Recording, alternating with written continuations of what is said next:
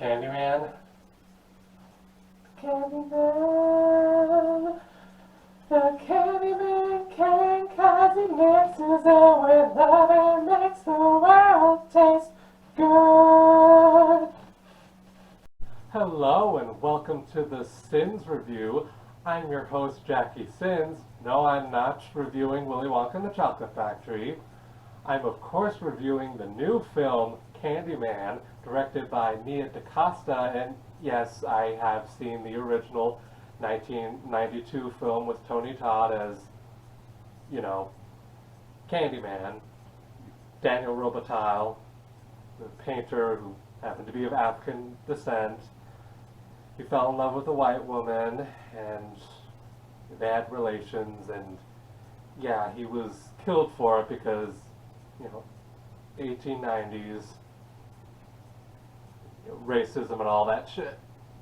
So anyway, to be perfectly clear, this is a direct sequel to the original 1992 film that retcons all the other sequels. So it's kind of like what was done with Halloween 2018. So even though I'm not reviewing the original Candyman, I'm perfectly open to it. If you want to see me review the original, please join my Patreon and send me a message, and I will respond as soon as possible. I know it's very iconic and it definitely has its fans. Now on to the new Candyman movie. But first of all, without giving any spoilers, Tony Todd does make an appearance in this film. I won't say in what capacity, but I will say that he doesn't just make a cameo as some random extra to see if anyone in the audience recognizes him. Right, now on to the actual main cast of the film. The protagonist is Anthony McCoy, played by Yahya Abdul-Mateen II. I apologize if I mispronounce any of these names. Anthony's girlfriend, Brianna Cartwright, is played by Teyonah Parris. And there's this other character, William Burke, who plays a big part in the climax, which of course I won't spoil. He is played by Coleman Domingo. These actors are of course of African descent, and this Candyman universe, aside from the urban legend, is connected to commentary about racial injustice, so yeah, it's relevant. I don't mean to be offensive or condescending when I'm saying this. It's just that's what the lore entails. Anyway, let's talk about Anthony McCoy. Anthony's art is inspired by social injustice and gentrification. He comes across the story of Candyman, the urban legend of course. He travels to the now gentrified Cabrini from the original film. He takes photos to have as references and inspiration, and he also ends up meeting William Burke. William explains that Candyman can appear in a lot of different forms depending on where you're from and what time period you're in. He tells the story of his Candyman, which was a man who literally handed out candy to children. At the same time, William himself was also a child. The man was of African descent. He wore a long coat with a fleece collar and a hook where his right hand used to be. Yeah, it's familiar, isn't it? The film does not this is a sequel and not a reboot. It doesn't imply that the story of Daniel Rubitile, the painter who, fell in love with a white woman, and the whole thing with the honey and the bees, it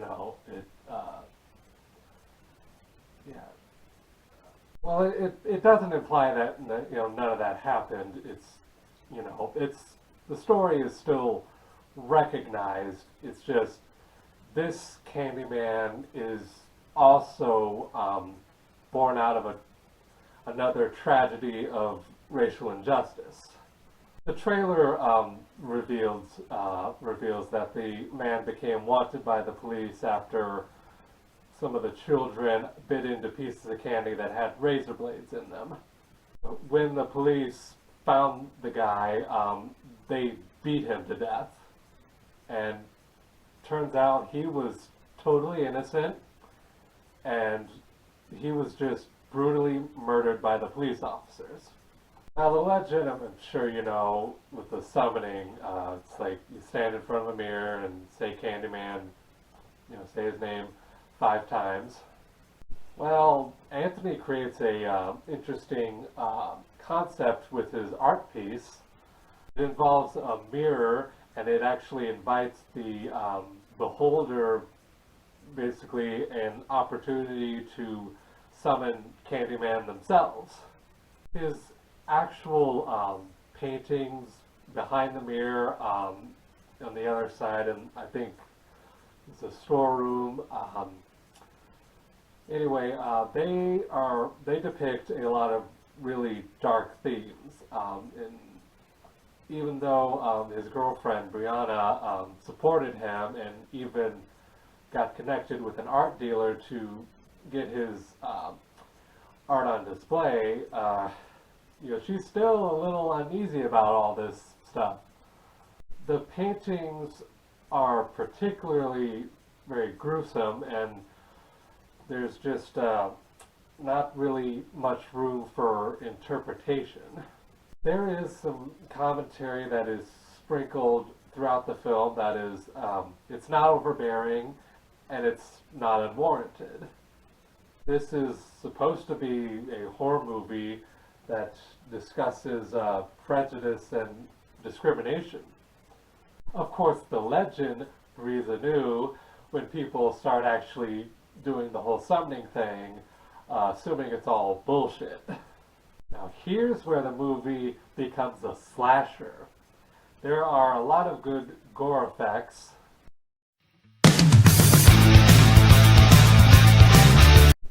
I've been meaning to get rid of that.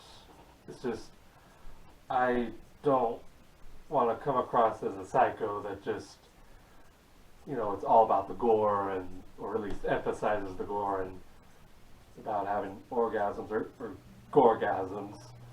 Like I take pleasure out of seeing people brutally murdered and on screen, and even though it's all fake, yeah.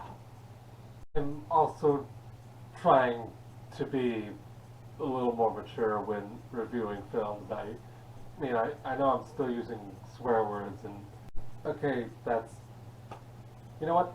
Fuck it. I love the gore. I love the horror. I love the thrills. I love all of it. So sue me. I honestly don't give a shit. Okay. Calm down.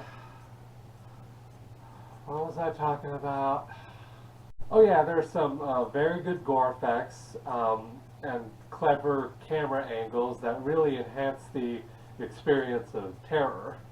There was, however, this one effect, visual effect, where the Candyman uses his hook to rip a projector screen thing, and it kind of falls forward.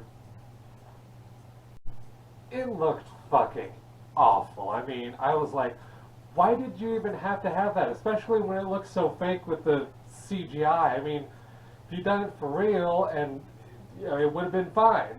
Even if it was just a little bit of screen being ripped, it would have been a lot more effective than that CGI crap.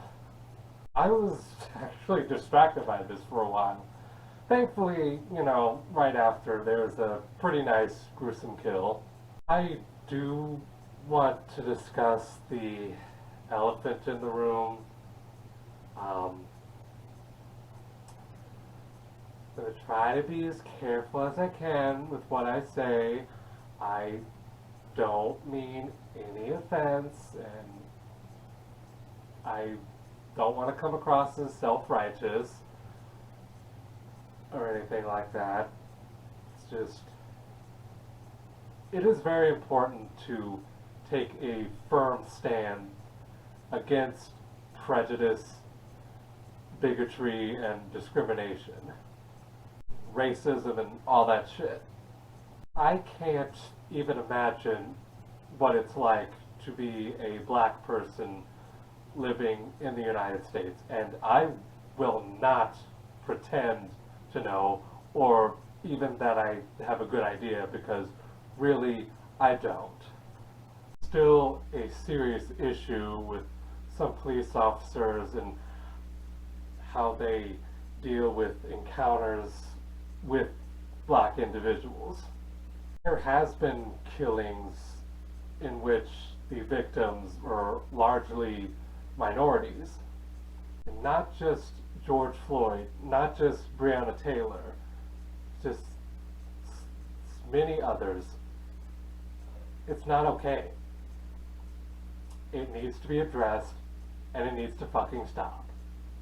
You can look back at history and see how far we have come in terms of equality, but we still have a long way to go. All lives should fucking matter. But as long as people are being killed by the police either due to neglect, shooting or beating, based on race, or without regard for human life and the death that their actions lead to without any repercussions, it's like no lives matter. I just felt that needed to be said. Anyway, please don't kill me for what I'm about to say next.